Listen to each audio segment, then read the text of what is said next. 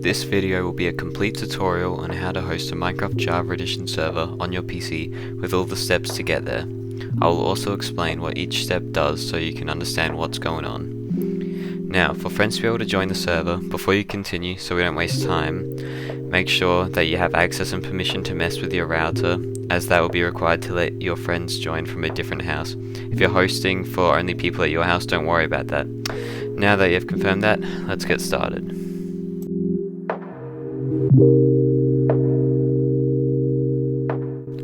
Okay, first we're going to have to configure a static IP address. Each house or Wi-Fi network is assigned an IP address, which is a set of numbers that lets the internet tell your Wi-Fi apart from someone else's. Now, in your Wi-Fi, there are private IP addresses, which lets your Wi-Fi tell apart all the devices connected to your Wi-Fi. For some reason, every now and then, your Wi-Fi modem will assign your PC a new private IP address, so we need to make it so your PC's IP never changes.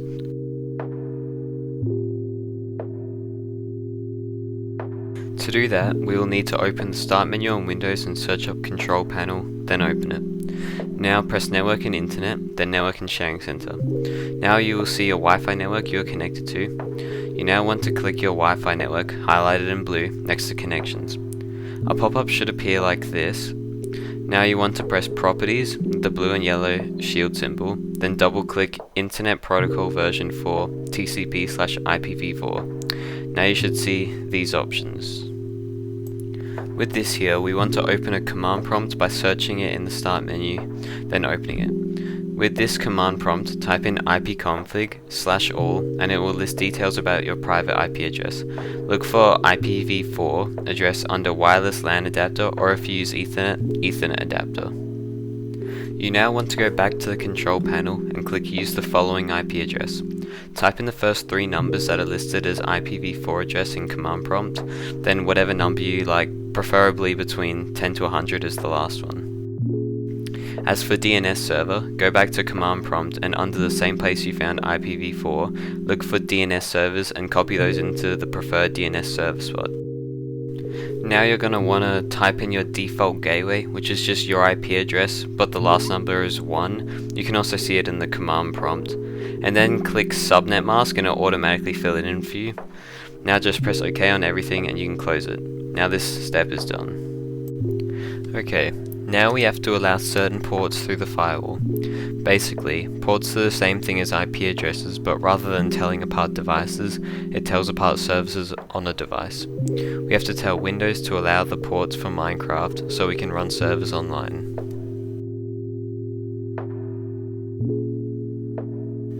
In the Start menu, search for Windows Defender Firewall with Advanced Security and open that. Here is the panel where we can add rules to allow it. First, on the side, click Inbound Rules, then on the right, New Rule. Now select Port, then Next. We'll start with TCP, and in the specific local port section, write 25565, as this is the default port for Minecraft servers. Then press Next, press Allow the connection, and Next again. Tick all boxes if not ticked already, then Next, then name it whatever you want. I'll just do Minecraft server, then press Finish. Now, do the exact same thing again, but instead of choosing TCP, choose UDP. Once you've done that, on the left, select Outbound Rules, and do literally the same thing as what we did for Inbound. Make a rule for TCP and UDP with the same settings and port. Okay, now the boring stuff is somewhat done, we'll move on for now to do the more interesting stuff. Minecraft servers run in a folder. All the files are stored and ran in that one folder. I'll use my desktop, but you can choose any other file location. Anyway, now make a folder and name it whatever you want. Now, we need to get the file for the Minecraft server, so depending on what you want, you can choose from many different servers. Personally, I recommend Paper, as you can add small plugins that do little to nothing but make it a little funner. If you want to do Paper, go to papermc.io, then download whatever version you want. Otherwise, you can get a pure vanilla one, which you can find either on the Minecraft launcher or somewhere on minecraft.net. I'll be using Paper. All the links to the server websites will be in the description. Now, put that file directly into the folder that we created earlier, but don't run it. It won't run unless we download and install Java 21. So we need to download that first. go to the Java 21 website and download Windows x64 installer. Run that and install Java. This won't affect your actual Minecraft, this is purely for the server. Now, once you have installed Java, in the server folder, we need to make a new .bat file. .bat files are essentially CMD commands, but in files that you can run. It just makes it easier to run the server every time you want to run it. Okay, right-click anywhere in your folder and do New, Text Document. For some reason, my new text document option isn't there, so I already made one. Now name it to whatever you want. I'll do Start, as it is the file that will start the server. Now with that new file, open it and type in exactly this. Java-Xmx6G Xms6G jar, and then whatever server you downloaded, the file name of it, .jar, and then no GUI. I'll also put this in the description so you can just copy it. You can change the 6G to however many gigabytes of RAM you want to allow the server to use. 6G is quite a lot, and for only 2 to 5 people you probably won't need more than 2 gigabytes. Now press File, then Save As, and save it, but with .bat at the end instead of .text. You can run it now. A command prompt will appear, and if it stays, all is going good. It'll eventually close like how mine did, and now all the other files have appeared. First, go into euler.txt and rewrite false to true. I don't know why, but this is required, or else it won't work. It's like a terms of service. Now for the server properties. Open that file and select Notepad. This is the options for your server. You can change anything you want in it. Most of the game rules and settings you find in normal Minecraft, you'll find here, so it's pretty self-explanatory to use. If you want a whitelist, you can scroll down to the bottom and change false on whitelist to true. You can change the maximum render distance and simulation distance with view distance and simulation distance. Do whatever you want in here, but don't mess with anything to do with ports or IPs, just leave them.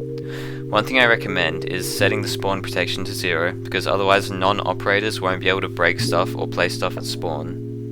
Once you've configured your server, save, then close the properties and run the start file to start it properly. Once it finishes starting the server, it will be on, but we aren't done yet. First, if you enabled a whitelist, you need to add yourself or you won't be able to join. The command prompt that the file opens acts like / commands from Minecraft, so you can type in commands. You want to op yourself by typing op space and then your username for Minecraft. Then whitelist to add, then your username for Minecraft again, if you have a whitelist that is. If you don't, then don't worry about that, just op yourself.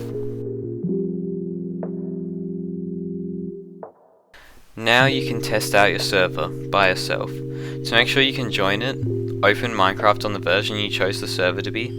If it was vanilla, then it would likely be the latest version. And go to multiplayer, press direct connection, and type your IP address. You can check this again by typing in a command prompt ipconfig and looking for the IPv4 like before. This will connect you to anything hosted on your IP address, and if it works, then great, we can move on.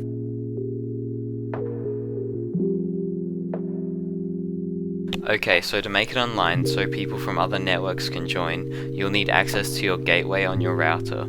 The gateway is basically the options menu for your Wi-Fi. You can access it by typing your IP address into any browser, but replacing the last number with 1. For example, if your IP address is 192.168.0.43, type in 192.168.0.1 and it should lead you to the login page. Now every modem is different, but for a lot of them the username and password is just admin then admin. But if it is different, it's always good to check on your physical modem. Where your Wi-Fi password is, there should be another username and password there that isn't the Wi-Fi password.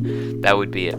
All modems have a unique looking gateway, so I can't exactly show you mine and use it for reference, but you need to find a section for port forwarding once you're in. There you'll need to add a port to forward. Make sure the client IP address, or just the IP address, is your PC's one from earlier. Make the internal and external port 25565 for both.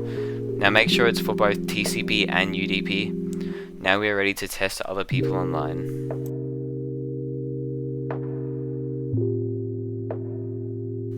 For other people online to join your server, give them your public IP address. I recommend only giving this to people you know, as it's sort of sensitive information, but it's not too bad. You can find this by simply searching up on the internet, "what's my IP address?" and it will show you. You may have to look on a website, but it'll be there.